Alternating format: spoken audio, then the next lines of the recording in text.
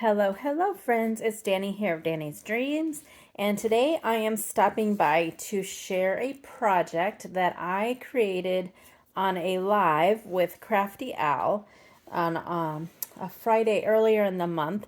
We did crafting like friends with Friday with friends or something like that. I can't remember what we called it, where we made stacked envelopes. I will link the original video in the description box below. Basically, you create envelopes, you stack them, and then you fill them up and send them on. I finally did use some removable glue dots to close them.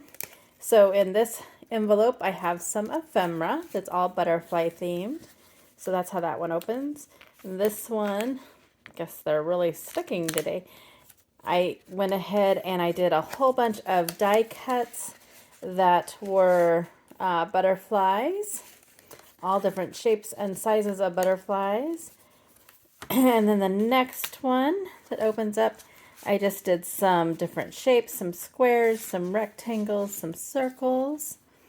And then for the last one, if I can get it, those glue dots are really holding it. I thought that they would work better than the Velcro. I'm not too sure about that.